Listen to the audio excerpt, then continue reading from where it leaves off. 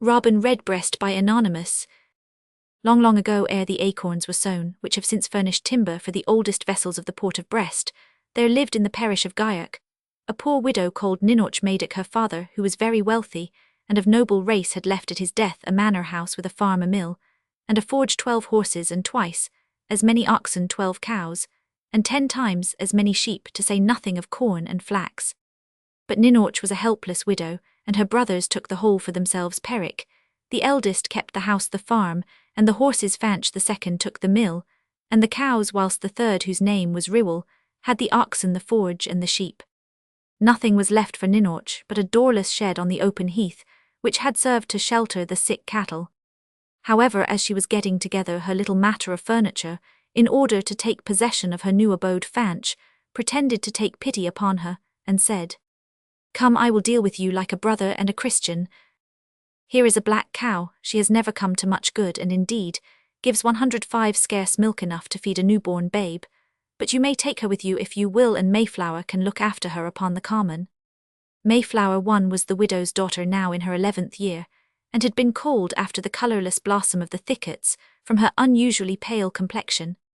So Ninnoch went away with her pallid little girl, who led the poor lean cow by an old cord, and she sent them out upon the common together. There Mayflower stayed all day watching her black cow, which with much ado contrived to pick a little grass between the stones.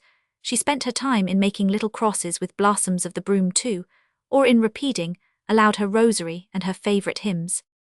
One day, as she was singing the Ave Maris Stella, as she had heard it at Vespers in the church of Gaillac, all at once she noticed a little bird perched upon one of the flower crosses she had set in the earth. He was warbling sweetly, and turned his head from side to side, looking at her, as if he longed to speak. Not a little surprised. 106, she gently drew near and listened, but without being able to distinguish any meaning in his song. In vain he sang louder, flapped his wings, and fluttered about before Mayflower. Not a whit the wiser was she for all this, and yet such pleasure did she take in watching and listening to him, that night came on without her being able to think of anything else. At last the bird flew away, and when she looked up to see what had become of him, she saw the stars twinkling in the sky. With all speed she started off to look for her cow, but to her dismay it was nowhere to be found upon the common. In vain she called aloud, in vain she beat the bushes, in vain she went down into each hollow where the rainwater had formed a pool. At last she heard her mother's voice calling her, as if some great misfortune had happened. All in a fright she ran up to her, and there at the edge of the heath on the way homeward she found the widow beside all that remained of the poor cow, her horns, that is, and her bones, the latter well picked by the wolves, which had sallied forth from the neighbouring woods, and made a meal of her. At this sight Mayflower felt her blood run cold. She burst into tears, for she loved the black cow she had tended so long, and falling on her knees, exclaimed 107, "Blessed Virgin, why did you not let me see the wolf? I would have scared him away with the sign of the cross. I would have repeated the charm that is taught to shepherd boys, who keep their flocks upon the mountains. Art thou wolf, St. Herve shend through thee? Art thou Satan, God defend me for?" The widow, who was a very saint for piety and resignation, seeing the sorrow of the little girl, sought to comfort her, saying, "It is not well to weep for the cow, as for a fellow creature, my poor child. If the wolves and wicked men conspire against us, the Lord God will be on our side. Come, then help me up with my bundle of heath, and let us go home." Mayflower did as she said, but sighed at every step, and the big tears trickled down her cheeks. "My poor cow," said she to herself, "my poor good gentle cow," and just too as she was beginning to fatten a little.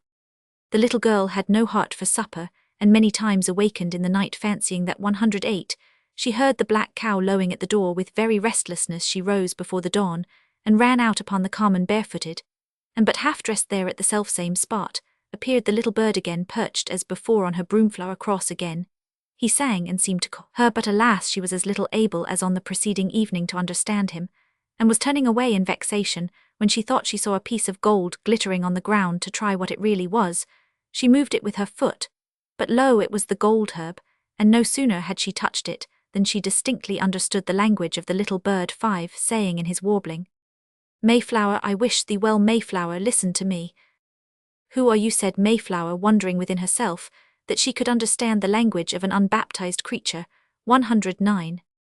"I am Robin Redbreast," returned the bird. "It was I that followed the Saviour on his way to Calvary, and broke a thorn from the crown that was tearing his brow. 6. To recompense this act, It was granted to me by God the Father that I should live until the day of judgment, and that every year I might bestow a fortune upon one poor girl.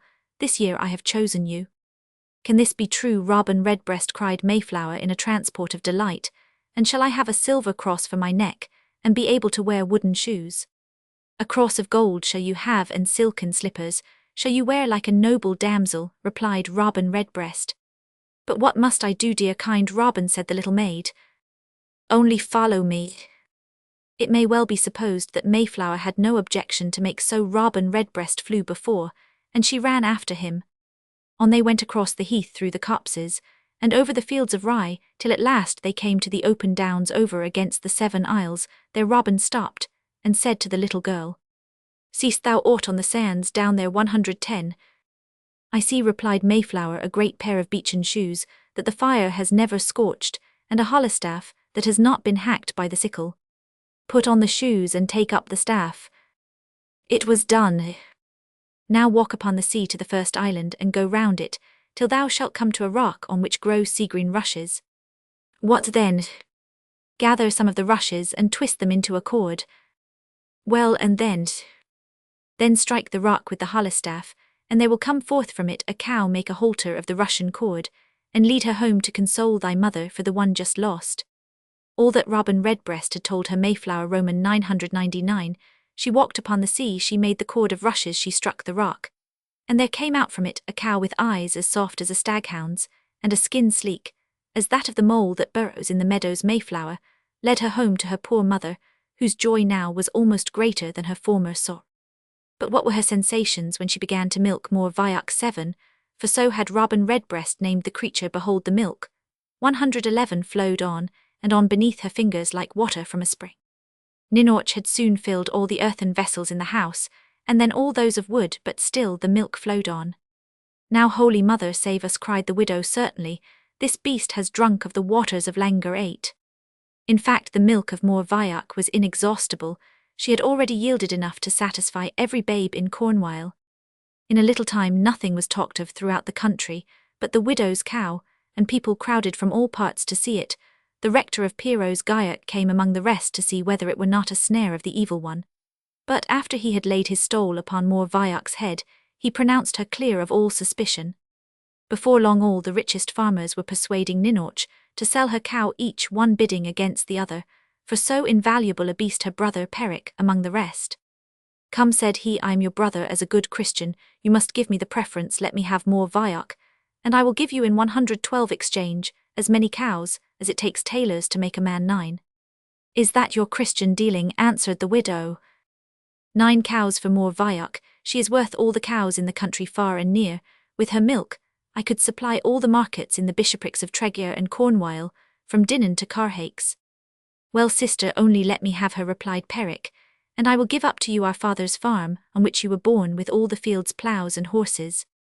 This proposal Ninauch accepted, and was forthwith put in possession, turning up a sod in the meadows, taking a draught of water from the well, and kindling a fire on the hearth, besides cutting a tuft of hair from the horses' tails in token of ownership. 10. She then delivered More 113 Vioc to Peric, who led her away to a house which he had at some distance towards Menez Brie. A day of tears and sadness was that for Mayflower, and as at night she went the round of the stalls to see that all was right, she could not help again and again murmuring as she filled the mangers, "Alas, More Vioc is gone, I shall never see More Vioc again." With this lament still on her lips, she suddenly heard a lowing behind her, in which, as by virtue of the gold herb, her ears were now open to the language of all animals. She distinctly made out these words: "Here I am again, my little mistress." Mayflower turned round in astonishment, and there indeed was More Vioc. "Oh, can this indeed be you?" cried the little girl. "And what then has brought you back?" "I cannot belong to your uncle Peric," said More Vioc, "for my nature forbids me to remain 114 with such as are not in a state of grace, so I am come back to be with you again as before. But then my mother must give back the farm, the fields, and all that she has received for you." "Not so, for it was already hers by right, and had been unjustly taken from her by your uncle. But he will come to see if you are here, and will know you again. Go and gather 3 leaves of the crosswort 11, and I will tell you what to do." Mayflower went and soon returned with the 3 leaves. Now said more Vioc, pass those leaves over me from my horns to my tail, and say St. Ronan of Ireland 3 times. Mayflower did so, and as she called on the saint for the 3rd time, lo, the cow became a beautiful horse. The little girl was lost in wonder. Now said the creature to her, your uncle Peric cannot possibly know me again, for I am no longer more Vioc, but Marchmore 12. On hearing what had come to pass, the widow was greatly rejoiced, and early on the morrow proceeded to make trial of her horse, with a load 115 of corn for Tregear. But guess her astonishment, when she found that the more sacks were laid on Marchmore's back, the longer it grew, so that he alone could carry as much wheat as all the horses in the parish. The tale of the widow's wonderful horse was soon noised about the neighbourhood, and among the rest her brother Fanch heard of it. He therefore lost no time in proceeding to the farm, and when he had seen Marchmore, begged his sister to part with him, which however she would by no means consent to do, till Fanch had offered her in exchange his cows, and his mill with all the pigs that he was fattening there. The bargain concluded, Ninauch took possession of her new property, as she had done at the farm, and Fanch led away Marchmore. But in the evening there he was again, and again Mayflower gathered 3 leaves of crosswort, stroked him over with them 3 times from his ears to his tail, repeating each time St. Ronan of Ireland, as she had done before to more Vioc, and lo, in a moment, the horse changed into a sheep covered with wool as long as hemp, as red as scarlet, and as fine as dressed flax. Full of admiration at this new miracle, the widow came to behold it, and no sooner was she within sight than she called to Mayflower 116. Run and fetch a pair of shears, for the poor creature cannot bear this weight of wool. But when she began to shear more Vord, she found the wool grow as fast as she cut it off, so that he alone far outvalued all the flocks of Arhes. Rewell, who chanced to come by at that moment, was witness of the wonder, and then and there parted with his forge his sheepwalks, and all his sheep, to obtain possession of the wonderful sheep. But see, as he was leading his new purchase home along the seashore, the sheep suddenly plunged in the water, swam to the smallest of the 7 isles, and passed into a chasm of the rocks, which opened to receive it, and straightway closed again. This time Mayflower expected him back at the usual hour in vain. Neither that night nor on the morrow did he revisit the farm. The little girl ran to the common. There she found Robin Redbreast, who thus spoke before he flew away for ever. I have been waiting for you, my little lady. The sheep is gone, and will return no more. Your uncles have been punished after their deserts, for you are now a rich heiress, and may wear a cross of gold and silken slippers, as I promised you. My work here is done, and I 117 am about to fly away, far hence. Only do you remember always that you have been poor, and that it was one of God's little birds that made you rich. To prove her gratitude, Mayflower built a chapel on the heath on that very spot where Robin Redbreast first addressed her, and the old men from whom our fathers heard this tale could remember lighting the altar candles there when they were little boys. 118. One Spurngwen Lepin Blanche to this day, a family name in Brittany. 2. All the Breton shepherds make these crosses with twigs of firs, on the thorns of which they stick daisies and broom blossoms. Whole rows of these flowery crosses may often be seen along the ditches. 3. Shend subdue. 4. This form of exorcism is supposed to originate in a story related of St. Herve Wolf. Having devoured an ass belonging to his uncle, the saint compelled the savage beast to dwell peaceably thenceforward in the same shed with the sheep, and to perform all the duties of the defunct ass. A similar story is told of St. Malo, another Breton saint. 5. The legend of the goldherb, which must be gathered according to common credence, barefooted en chemise without the aid of any iron tool, and whilst one is in a state of grace, comes evidently from the Druids. It is the sellage of the ancients spoken of by Pliny lib. Roman 14, and is said by the Bretons to glitter like gold before the eyes of those who at the moment may fulfill the conditions for perceiving it, and who by touching it with the foot are instantly enabled to understand the language of all animals, and to converse with them. 6. The tradition of the Redbreast who broke a thorn from the crown of our Lord is current throughout Brittany. 7. More Vioc signifies sea cow. 8. The Breton peasants believe that the fountain of Langar has the property of promoting the flow of milk in those nurses who drink of it. 9. In Brittany, as in England, it takes 9 tailors to make a man. 10. This form of taking possession is extremely ancient in all the legislative systems of the ancient world. Transfer of landed property was effected by symbolical tradition, that is, by the handing over to the new owner of some visible and palpable portion or symbol of the land itself.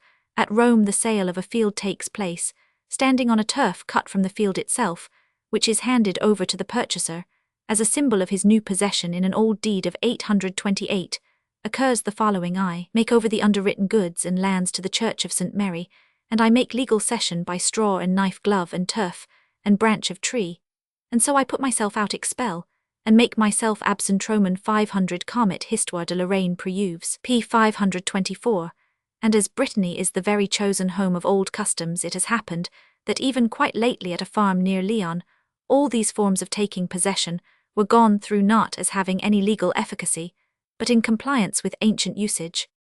11. The vervains. 12. Marchmore, literally seahorse,